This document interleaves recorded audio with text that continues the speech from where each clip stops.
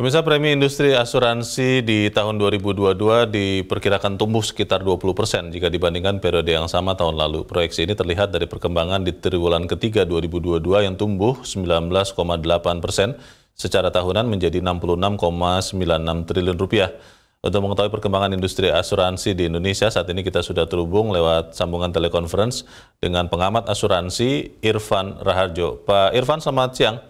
Selamat siang, Mas Leonard. Salam sehat. Salam sehat, Pak Irfan. Bicara asuransi, bisa bicara asuransi umum, bisa bicara asuransi jiwa. Pertanyaannya adalah kalau Anda lihat sekarang, setelah ada sekian banyak kasus, Pak, yang terus bergulir hingga sekarang ini, kita sebut beberapa, ada kasus asuransi Asabri, ada Jiwasraya, ada Bumi Putra, ada Prudential, Wana Arta, Bakri, dan ada beberapa yang lain. Kalau Anda lihat kinerja industri asuransi, kalau bicara asuransi jiwa saat ini, Pak Irfan, seperti apa, Pak? Ya, baik. Asuransi jiwa di tahun 2022 ini hingga kuartal ketiga itu mengalami tekanan pertumbuhan, artinya tumbuh negatif dibandingkan 2021. Namun keseluruhan di 2021 kita sudah kembali di level sebelum COVID. Baik asuransi jiwa maupun asuransi umum.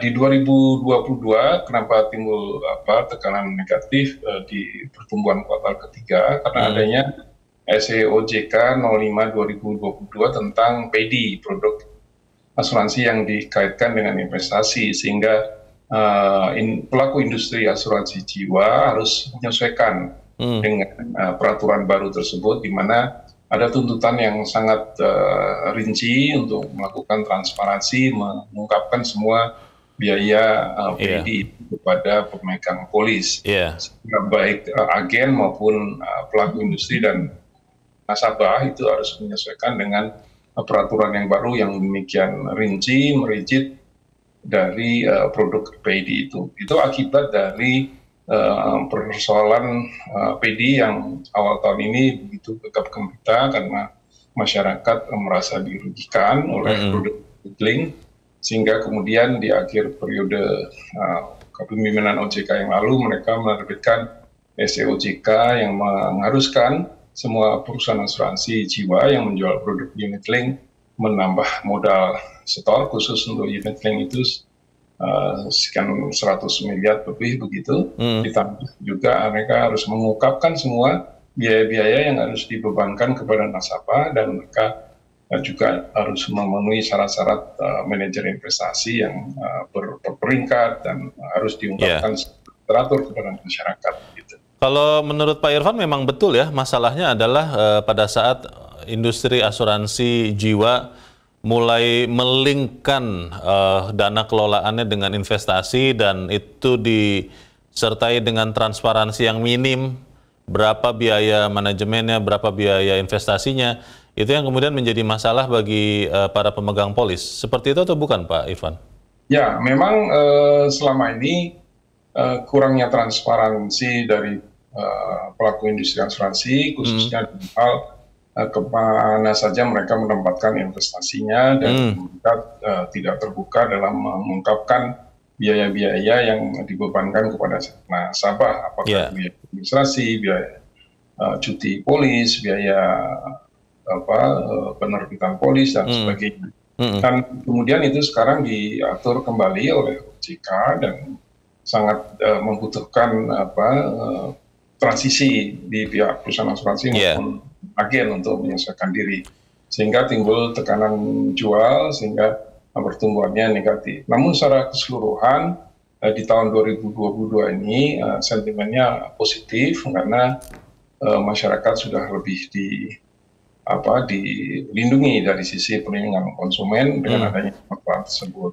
Masalahnya Pak Irfan kan masih banyak ya pemegang polis asuransi jiwa yang bermasalah. Tadi ada beberapa yang sudah saya sebut, yang sampai sekarang pun belum mendapatkan kejelasan.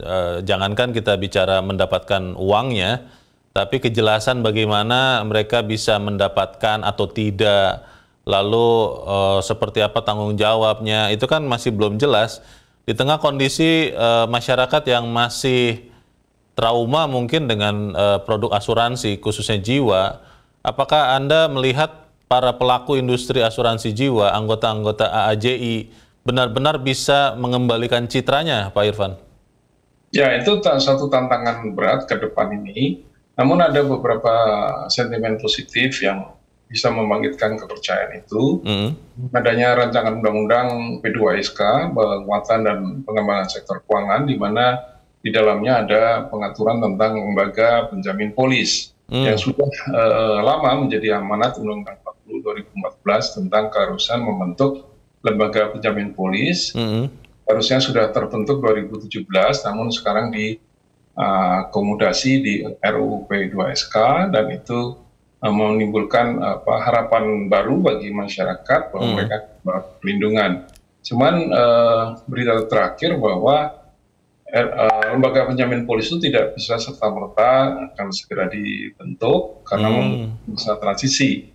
Karena peraturan yang berlaku nanti bahwa semua perusahaan asuransi harus dalam keadaan sehat untuk ikut dalam lembaga penjamin polis itu. Dan sebetulnya wajib diikuti oleh semua perusahaan asuransi, namun harus dalam keadaan sehat. Begitupun seluruh pemegang polis. Hanya pertanyaannya, apakah lembaga penjamin polis itu hanya berlaku untuk asuransi jiwa, ataukah juga berlaku untuk asuransi umum? Lantas kalau asuransi jiwa, apakah hanya memberikan proteksi kepada pemegang polis yang bersifat proteksi, atau juga menjamin polis yang bersifat investasi? Itu beberapa isu yang masih harus dibicarakan dalam proses pembentukan lembaga penjamin polis. Dan bicara rancangan undang-undang kan juga Pak Irfan, ya butuh waktu ya untuk jadi undang-undang ya Pak Irfan ya, kalau bicara di Indonesia. Ya, itu butuh waktu, dan kemudian juga ada tantangan baru bahwa industri asuransi jiwa ini harus bersiap untuk melaksanakan IFRS 17, yaitu satu bisnis model baru yang harus diterapkan, di mana mereka harus merubah seluruh asumsi pendapatan, biaya yang akan berubah total. Di mana asuransi tidak bisa lagi mengakui seluruh premi itu sebagai pendapatan. Mereka hanya bisa mengukurkannya sebagai fee-based income, dan tidak bisa premi yang bukan atau belum menjadi bagiannya menjadi pendapatan mereka.